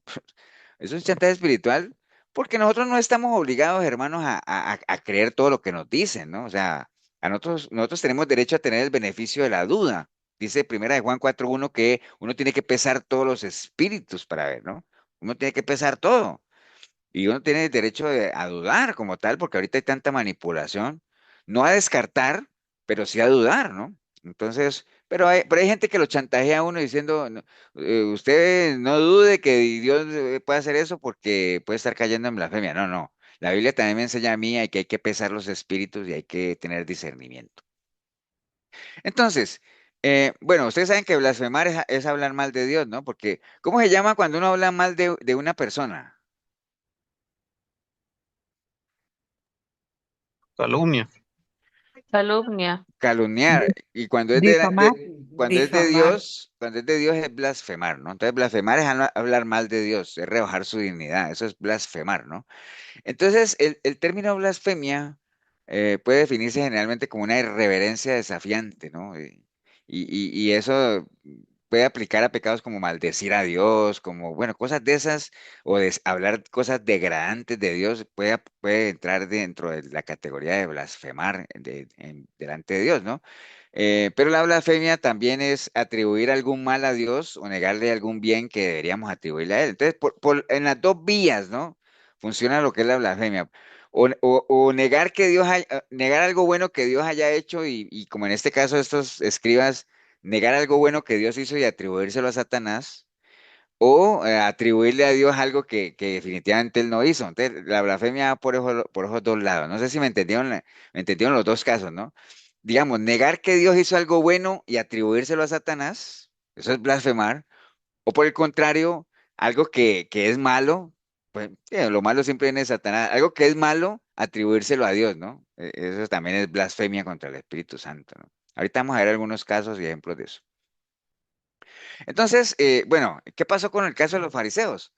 Los fariseos, pues ellos habían, como les dije ahorita, habían sido testigos de lo que el Señor hacía y todo eso, y más bien ellos, esa obra buena que el Señor hizo, se la atribuyeron a Satanás, blasfemia contra el Espíritu Santo, ¿cierto que sí? Entonces, pues para blasfemar contra el Espíritu Santo, pues no es necesariamente que uno sea un depravado, ni mucho menos como tal, porque acuérdense quiénes son los que blasfemaron quiénes son los que blasfemaron contra el Espíritu Santo ahí en el relato que nosotros vimos. Los fariseos. Los escribas, ¿cierto? Y los fariseos. Y ellos no eran depravados morales, eran hipócritas, sí, pero ellas eran personas muy religiosas, moralmente rectos. Lo que pasa es que se pasaban ya en rigidez y ellos, pues, aunque sea por apariencia y todo, pero eran personas relativamente correctas, ¿no? Entonces no estamos hablando de depravados morales, ni mucho menos, pero ellos aún así, digamos que blasfemaron contra el Espíritu Santo, ¿no? Entonces, el Señor básicamente les decía a ellos que eran reos de juicio eterno, porque el Señor habló de esa condenación eterna como tal, y cuando hablaba de juicio eterno, pues obviamente se está refiriendo al infierno como tal, ¿no? Entonces, es una realidad, ¿no? Si uno cae en eso, desconoce realmente el poder de Dios y todo eso, pues, ¿qué es lo que le espera? Juicio eterno Pastor, como tal. Sí, señora. entonces blasfemar contra el Espíritu Santo es blasfemar contra Dios, Sí, sí, sí, porque es Dios. ¿verdad? Acuérdate que el Espíritu Santo es Dios, ¿no? Exacto, pero entonces, ¿por qué dice de que es la única ofensa que Dios no perdona la blasfemia contra el Espíritu Santo, o sea, contra él mismo, ¿verdad? Es que acuérdate bueno, acordemos que del misterio de la Trinidad, ¿no? Ujú. Por qué el Señor está hablando? Por qué, digamos, cuando no se reconocía, digámoslo, o lo que el Señor estaba haciendo, porque era Dios Hijo, digámoslo así, y por qué se menciona el Espíritu Santo ahí? Por lo que hablamos ahorita de para qué, cuál era la tarea del Espíritu Santo en la humanidad, que era revelarnos, digamos, revelarnos al Señor como tal, o por lo menos la verdad, las verdades de Dios, como tal, o guiarnos. Recuerda que es el que nos guía, ¿no? Entonces, como para separar los roles, obviamente sabemos que Jesús y el Espíritu Santo, todo es Dios, es lo mismo, ¿no? Pero Ujú. como para poner los diferentes roles como tal, al final siempre tenemos a Dios Padre como el punto de referencia central y todo eso, porque el mismo Jesús hablaba del Padre digamos, como la parte máxima, ¿no? Es que es un misterio, o sea, es que por eso se llama el Ujú. misterio de la Trinidad, por lo Right. mismo, ¿no? Pero es mismo, es Dios como tal, pero cada uno en diferentes roles como tal o en diferentes manifestaciones. Entonces, como el Espíritu Santo es realmente el que guía, el que nos da testimonio, el que nos, digamos, nos da convicción de pecado y todo eso. Entonces, generalmente cuando uno esta gente estaba resistiendo a esa guía o por lo menos a esa revelación que es el Espíritu Santo, porque acuérdense que cuando Dios en el Antiguo Testamento él quería obrar a favor de alguien, pues no iba a él, ¿no? Sino que mandaba al Espíritu Santo, que era él. Pero es que son como diferentes roles, por eso es que es un misterio, pero es el mismo, Elsa, o sea, Pastor, realmente es él. Sí, señor. ahí en el capítulo 2, el versículo 32 dice, a cualquiera que dijere alguna cosa, alguna palabra contra el Hijo del Hombre le será perdonado, pero el que hable contra el Espíritu Santo no le será perdonado. Ujú. Entonces ahí hace esa diferenciación entre el Hijo y el Espíritu Santo. Sí, también. Y digamos que el Señor, porque el Señor está hablando ahí, digamos, tratando de interpretar un poquito de eso, porque acuerde que él estaba ahí en carne y hueso, ¿no? O sea, y él sabía que de él hablaba mucha gente y la gente lo descalificaba, la misma familia y todo eso. Entonces decía, bueno, lo que digan contra mí y todo ese asunto, pues está bien, o sea, yo sé que ellos no saben, ellos tienen ignorancia y todo eso, pero el asunto ya es contra el Espíritu Santo, que es Dios mismo, ¿no? Como tal. Entonces, hace la diferencia realmente. Cualquiera podría decir, pero ¿cómo así? Jesús no es el mismo Espíritu Santo. Y entonces no nos vamos a meter en ese rollo porque es un ya que podamos descifrar ese misterio, pues imagínate, nos graduamos, ¿no? Pero bueno. Entonces, vamos a ver ya para cerrar en estos minutos que nos quedan lo que es la blasfemia contra el Espíritu Santo, pero hoy en día, ¿no? En la actualidad, que no es la misma que vimos ahorita, ¿no? Porque la que vimos ahorita, ¿acuerdas el cuadro o la escena en la que estuvimos viendo ahorita? Que eran unos fariseos descalificando a nuestro Señor Jesucristo, que acaba de hacer un milagro como tal, y más bien lo asociaron con estar poseído de demonios, ¿no? Entonces, ver a alguien acusando a nuestro Señor Jesucristo, pues eso se dio en un tiempo y en un lugar, ¿no? Pero ese tipo de blasfemia, esa que les acabo de mencionar, ya hoy en día no se podría repetir. ¿Por qué? ¿Por qué creen ustedes que no?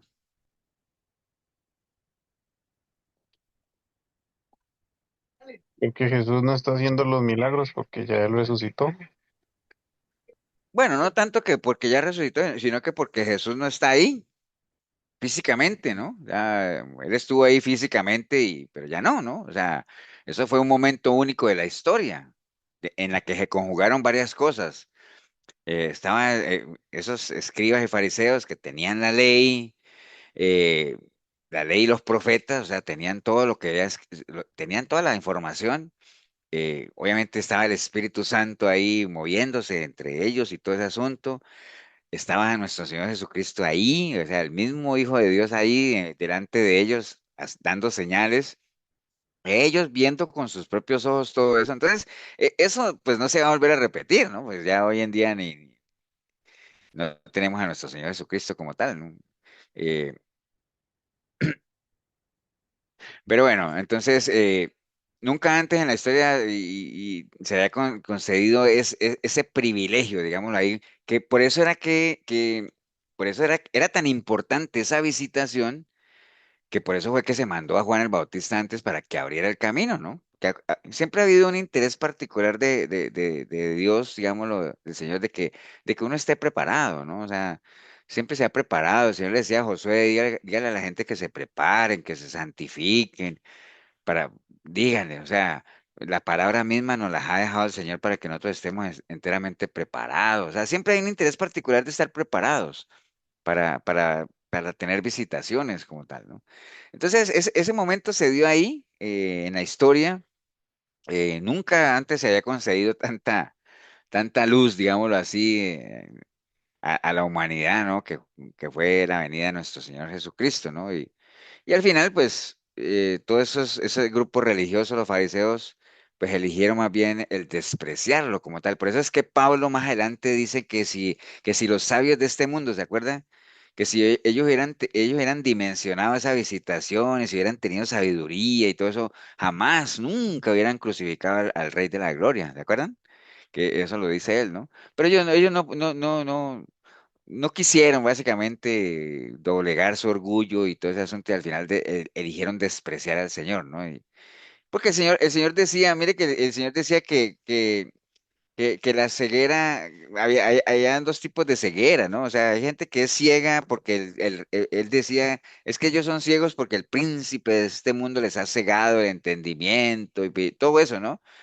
Era una ceguera de pronto involuntaria lo que tenía la gente en general, pero esta ceguera que tenía este grupo religioso que era voluntaria, pues era realmente imperdonable, ¿no? O sea, el haber rechazado al Señor, el haber rechazado la obra del Espíritu Santo por medio de nuestro Señor Jesucristo que estaba haciendo, pues al final era algo imperdonable que los podía llevar a la perdición, ¿no?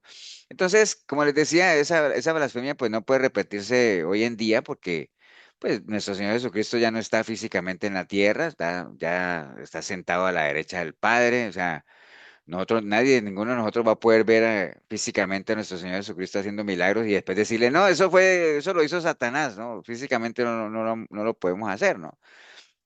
Y entonces, pero no quiere decir eso que hoy en día no se cometa blasfemia contra el Espíritu Santo, ¿no?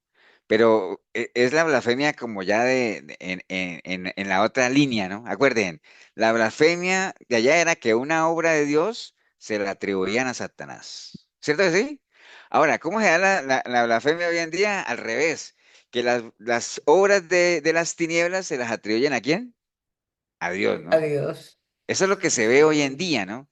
Esa es la blasfemia del Espíritu Santo hoy en día, que es exactamente lo que usted ve en las iglesias, con todas esas payasadas que hacen y que uno dice, pero ¿cómo se burlan de las cosas de Dios? Y entonces cosas que uno sabe que no son de Dios y se las atribuyen a Dios. ¿Me entiende? Entonces, eso es blasfemia contra el Espíritu Santo y eso es imperdonable. O sea, obviamente ustedes dirán, pastor, y alguien que haga eso, si se arrepiente, bueno, si se arrepiente, pues alcanzará misericordia, pero cada vez va a ser más difícil que esa gente se arrepienta. O sea, ¿me entienden? Por la idea desmedida que tienen de ellos mismos, ¿no? Entonces, todos esos ruidos, esas emociones, esa cantidad de cosas que hay ahorita que a uno le da tristeza y hasta rabia como tal que se las atribuyen al Espíritu Santo. Y ahora ligo esto con lo que decía Milena ahorita, de que es que ahí no hay mover del Espíritu Santo porque no se hacen la cantidad de cosas que se hacen en otros lados que se las atribuyen al Espíritu Santo, pero que eso, quién sabe de dónde, bueno, quién sabe de dónde vendrá, ¿no? Ya uno sabe de dónde viene, pero eso no tiene nada que ver con Dios, ¿no? Absolutamente nada. Y aún así se las atribuyen a Dios, ¿no?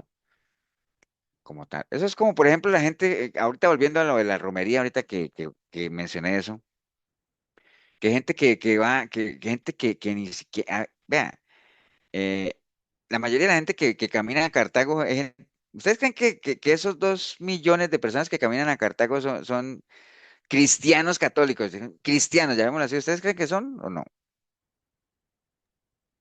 No, la mayoría no. La mayoría no, o No, sea, algunos hacer deporte. algunos podrían creer, digamos que hay mucha gente que ni siquiera le interesa ni basílica, ni nada, sino es por ir a caminar o a hacer deporte, pero digamos que Sí, yo creo que algunos vayan allá en respuesta a algo que recibieron, pero ni siquiera tienen una relación con Dios, o sea, ¿me entienden? Son personas que viven que viven, mejor dicho, como les da la gana pero le atribuyen a Dios algo que recibieron, ¿no? Entonces, en el fondo sabrán que están blasfemando contra Dios, contra el Espíritu Santo de Dios.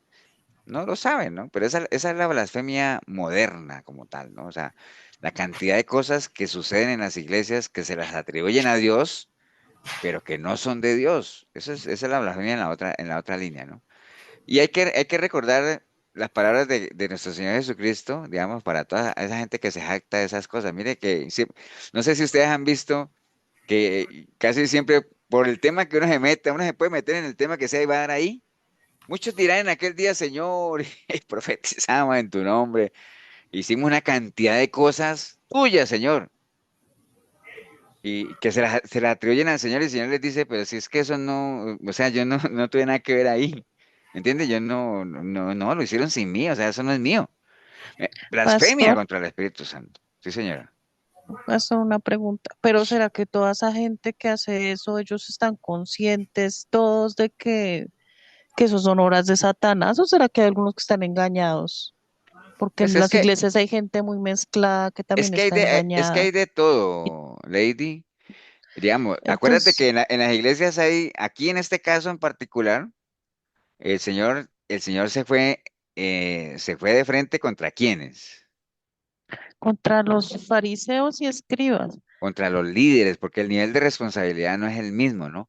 O sea, al que más se le da, más se le pide. Pues, Entonces, pues yo lo digo porque yo pasé por esas iglesias y Ujú. había mucha gente que ellos servían y eso, y ellos creen que lo están haciendo para Dios. O sea, ellos están como engañados también. Sí, pero en el Entonces, pues fondo, en el ahí fondo, sería también pecado, sería blasfemia si la gente también, o sea, que Dios dice que, o sea, que perdónalos porque no saben lo que hacen, y si ellos lo están haciendo como sin saber, entonces ahí caería el pecado de la blasfemia, creo que no, no sé, bueno, pues, cada uno tiene que pesarse, de verdad, por eso es que cada uno tiene una responsabilidad personal, ¿no? De pesar, por eso la Biblia dice, examínate, examínate, examínate, porque, digamos, hay iglesias y no nos vamos a ir de los cargos de servicio para abajo, porque en esas mega iglesias hay gente buena, Hay gente que en su corazoncito están engañadas y todo ese asunto, o creen de verdad que de pronto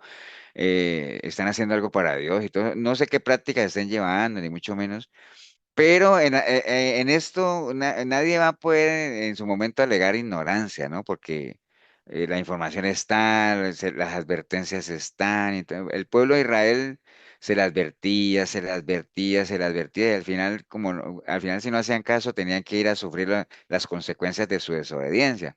Entonces, de que hay gente, claro, o sea, y yo les he contado varias veces que nosotros estuvimos en Colombia, nos invitaron a una iglesia y como por amistad fuimos y es profecías uno más o menos tiene como pesar el culto y digamos que la palabra fue como media hora, digámoslo, un mensaje, pues, o sea, Nula. sí, no sé, no fue ni un mensaje, güey, ni me acuerdo qué fue, no hubo llamado, no se le invita a la gente a que se arrepienta, pero eso sí, después del culto, toda la gente haciendo fila para que les den profecías, ¿no? Les ponen la mano en la cabeza y les dicen que, bueno, cosas que eso no es profecía, eso es adivinación, eso no es de Dios, o sea, definitivamente, pero ahora, esa gente que hace eso dirá, como dice Lady, es cierto, ellos creen que realmente Dios los usa para dar profecía y todo ese asunto, pero ahora eso les servirá para que ellos se salgan de su responsabilidad como tal. Pues ahí sí es como muy complicado, Lady, digamos como tratar de ponerse en los pies del Señor, qué es lo que va a hacer. Yo lo único que sé es que el Señor sí mira bien, escudriña bien y la ignorancia no va a ser algo que uno pueda alegar, ¿no? Es que no sabía aquí, ¿no? Sí, pastor. Hay líderes que sí saben que lo que están haciendo no es de Dios, pero les sirve a ellos porque se lucran como tal. Entonces, sí, esa. Pastor, sí, como en el tiempo que estaba Jesús, Jesús estaba haciendo los milagros, estaba haciendo las cosas y más sin embargo, no lo creían, ¿verdad? Ahora tenemos la palabra y la gente que la lee y la escudriña, pues todavía no hay pretexto, ¿verdad? Para eso, la gente que tiene la palabra y la lee. Pero hay iglesias en que la gente va y solo el líder o el sacerdote o quien sea, solo es el que lee uno o dos versículos y eso es todo. No hay un Es que significado, no hay el problema de la iglesia cristiana en general es lo que ya está advertido y escrito desde hace mucho tiempo, que la gente uh-huh. perece por falta de conocimiento, ¿no? Entonces, o sea, la ignorancia bíblica es una realidad dentro del pueblo cristiano, pero es una ignorancia que la gente ha escogido tener, o sea, la gente no lee las escrituras, en las iglesias tampoco les conviene enseñarle a la Y gente hacen sobre lo que eso. Por oyen. ejemplo, en esas iglesias que yo les digo ahorita de la profecía. Ellos no van a enseñar lo que Pablo enseñó en Corinto sobre sobre el objetivo de la profecía, ¿no? O sea, cuando les decía es que el objetivo de la profecía es edificar, consolar, no es decirle a la gente qué es lo que le va a pasar en el futuro, o sea, y que como nos alcanzaron a decir a nosotros, ¿no? A mí, yo todavía estoy esperando la llamada que me dijeron que me iban a hacer. ¿Verdad? Que usted va a recibir una llamada del extranjero y que yo no sé cuántos negocios y todo eso esperando. ¿Me entienden? Porque esa no es, o sea, la profecía que enseña Pablo, por lo menos a la iglesia de Corinto, es decir, eso no es, o sea, profetizar es predicar la palabra, ya todo está aquí, es que se dice que aquí está la palabra profética más segura, aquí está, o sea, nosotros no necesitamos más profecías.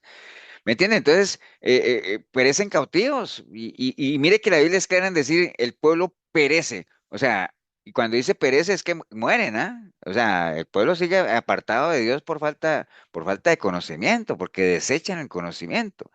Entonces, volviendo a lo que decía Lady, que si hay gente que sabe o no sabe, habrán algunos que saben, pero acuérdate que al principio uno es engañado, pero ya después cuando uno participa continuamente en eso, ya uno se convierte en cómplice de ciertas prácticas, ¿no? Y uno debería entender, y lo que pasa es que no se les enseña en las iglesias a decir, vea, usted verifique aquí realmente si eso que le están enseñando lo enseñó nuestro Señor Jesucristo, si lo enseñaron los apóstoles, si está en la palabra, si está en línea con la naturaleza santa de Dios, o sea, si esas enseñanzas tienen eso, si no, eso no es de Dios. El que se Pastor, extravía de la doctrina no tiene a Dios. Sí, Lady. es que eso es como, digamos, como uno entre más busca de Dios, como que más se le va desarrollando el discernimiento de saber qué es de Dios y qué no es de Dios, porque yo pasé por esas Claro. iglesias, pero me fui dando cuenta que eso no era de Dios.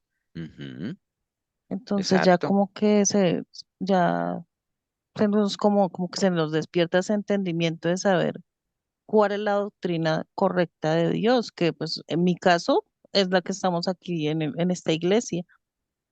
Sí, que no es otra más que la palabra. O sea, si ustedes bueno, ustedes han Pero visto es que que es que ellos también utilizan palabra y ellos enredan a sí, la gente. pero Yo lo que estuve un pasa es tiempo que también enredada y pues yo pensaba que era de Dios, en mi corazón yo siempre he buscado de Dios, pero sí, también sí, lo sí. saben enredar a uno con cosas. Pero Entonces tú lo has también, dicho, lo saben, sí, manipulan, ¿no? Y interpretan a su conveniencia y todo ese asunto. Pero sí, sí, es un tema complicado, ¿no? Porque, pues, por ejemplo, a uno siempre le preguntan, pastor, ¿y usted cree que toda esa gente que está en esas mega iglesias se va a perder? Yo no, y yo lo he dicho, ¿no? Es un pensamiento mío personal, que yo digo, yo sinceramente no creo que todos los católicos se vayan a perder, como tampoco creo que todos los cristianos se vayan a salvar. ¿Me entiendes? Porque hay de todo. O sea, entre los católicos hay gente buena, hay gente que no practica la idolatría, hay gente que lee la Biblia, hay gente que vive bien, que vive en santidad, ¿me entiendes? Pero son católicos, ¿me entiendes? Entonces, tienen al claro final, exactamente el papel que de juzga María. es Dios, o sea, Exacto, el que va a sí. Y juzgar como hay es mucha, como Dios. hay mucha gente en las iglesias cristianas que nada que ver, ¿no? Entonces, ¿me entiendes? Entonces, Sí. de todo hay. Pero Y bueno. como dice la palabra, mis ovejas escuchan mi voz y ellas me siguen. Correcto. Entonces, este versículo es clarísimo. Miren, cantidad de gente que, Señor, hicimos una cantidad de obras tuyas y el Señor dice, no, hombre, eso no es mío. ¿Me entiende? Entonces, no en vano Jesús, él sigue hablando de la importancia de poner en práctica sus palabras. O sea, era algo que él insistía mucho. Inclusive cuando él murió, le dijo a la iglesia, bueno, vayan y enseñen lo que ustedes aprendieron. ¿Aprendieron de quién? De mí, ¿no? Aprendieron de mí. Entonces, eso es lo que uno tiene que buscar, ¿no? Y por ejemplo, cuando uno habla de la llenura del Espíritu Santo, que la gente cree que está lleno del Espíritu Santo es hablar en lengua y todo eso que enseñan y nada que ver. La llenura del Espíritu Santo tiene que ver con que uno esté saturado de palabra, ¿no? O sea, que uno esté tan lleno de principios cristianos. Acuérdate que hay un principio que manejamos en la iglesia, que uno es tan cristiano como pensamientos de Cristo tenga en la mente, ¿no? Entonces, hay que aprender a discernir, como hablamos ahorita, todo eso y les decía que esa cantidad de prácticas que hay hoy en día que más bien hacen ver como payasadas todas las cosas de Dios y hay gente que nos ve, tristemente, hay gente que nos ve a las iglesias cristianas como payasos, ¿no? ¿Me entienden? No porque todos hagamos esas cosas, sino por algunas iglesias que hacen tantas cosas que hacen ver al Espíritu Santo como un payaso que básicamente lo que hacen es confundir, digámoslo, a la gente que quiere acercarse a las cosas de Dios. Entonces, eso, créanme que eso es imperdonable. La gente que juega con las cosas de Dios caen en blasfemia contra el Espíritu Santo y eso es delicadísimo, ¿no? Inclusive el mismo Señor lo decía, ¿no? Que uno no debería ser piedra de tropiezo porque mejor sería, ¿acuerdan? Mejor sería amarrarse una piedra de molino en el pecho y tirarse al mar. O sea, es tan delicado eso que uno, por medio de que uno haga caer a otra gente tratando de ridiculizar las cosas de Dios, es súper delicado, ¿no? Y Pastor, bueno, nada más para terminar, leo esto. El amor de Dios, pues obviamente es claro, dice, porque de tal manera amó Dios al mundo que ha dado a su Hijo único para que todo aquel que en él cree no se pierda, mas tenga vida eterna. Acuerde, la intencionalidad de Dios es que nadie se pierda. Pero hay situaciones en las cuales uno diría, bueno, ¿qué más puede hacer el Señor, no? O sea, ¿qué más se puede hacer, no? La elección es clara, el que cree en el Hijo tiene la vida eterna, pero el que lo rechaza, pues no verá la vida, porque la ira de Dios permanece sobre él, ¿no? Porque no envió Dios a su Hijo al mundo para condenar al mundo, sino para que el mundo sea salvo por él. El que cree en él, el que en él cree no es condenado, pero el que no cree ya ha sido condenado, porque no ha creído en el nombre unigénito de Dios. Entonces, ahí está clarísimo, ¿no? O sea, por eso es que Pablo le decía a Timoteo que esta es una batalla que se llama la batalla de la fe, ¿no? Porque este asunto es creer o no creer, o creo o no creo. Y hay una batalla ahí en que este sistema nos quiere hacernos salir de lo que creemos y hacernos creer lo que este sistema enseña, sistema anticristiano, ¿no? precisamente hay ahí la responsabilidad de que en la medida en que más uno información tenga, pues más responsabilidad quiere, ¿no? Pero por ahí anda el asunto, ¿no? Pastor, Sí, señor. eso que decía Lady es como lo que dice en Segunda de Pedro. Dice que, pero hubo también falsos profetas entre el pueblo que, como habrá entre vosotros falsos maestros que introducirán encubiertamente herejías destructoras y aún negarán al Señor que los rescató, atrayendo sobre sí mismos destrucción repentina.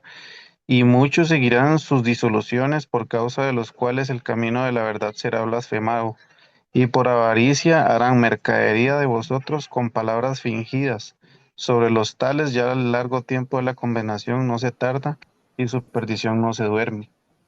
Y también hay una parte en Segunda de Corintios dos Pedro, diecisiete, hermano Leo. Segunda de Pedro 2, Segunda de Pedro 2 del 1 al 3.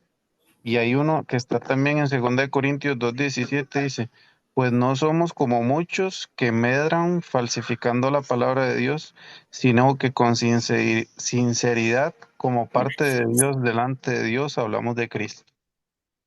Sí, sí, esas son las advertencias que están, digamos, a lo largo de la escritura de que iban a haber personas amables a perturbar y a pervertir el evangelio, ¿no? Que eso está súper advertido como tal. Y por eso Pablo se ponía siempre a decir, vean, ustedes saben que, y él mismo decía, ustedes saben que yo no he usado palabras lisonjeras, ni mucho menos, sino que simplemente nos hemos ceñido a lo que aquí está. Y, ¿me entiende? Y de eso se trata, básicamente, ¿no? Pero sí, sí, se refiere a eso prácticamente, ¿no? Y las advertencias están ahí clarísimas. Entonces, es bueno saberlo, ¿no? Porque hay un dicho que dice que en guerra avisada no muere soldado. Entonces, advertidos estamos y no podemos alegar que no sabíamos.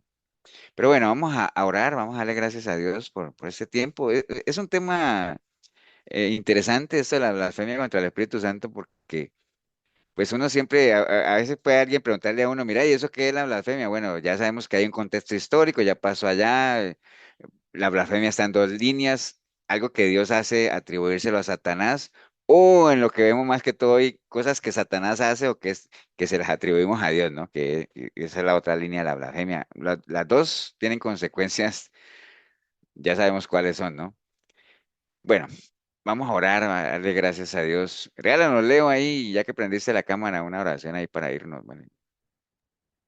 Gracias, Señor, por este día que nos da, Señor Jesús, por este ratito que nos diste, Señor, que pudimos compartir de la palabra, que pudimos aprender de tu sabiduría, Señor, que podamos descansar, que podamos estar bien, todas nuestras familias, todos los que representamos, cada familia que está representada aquí, las personas que estamos aquí, Señor Jesús. Cuida a nuestros hijos, nuestros hermanos, nuestros papás, nuestras mamás, Señor Jesús. Gracias por los pastores, Señor. Gracias por la enseñanza que ellos nos dan, el esfuerzo que ellos tienen para enseñarnos, Señor, con sabiduría y con mansedumbre, Señor Jesús. Bendícenos esta noche, que tengamos un buen descanso todos en el nombre de Jesús. Amén. Amén.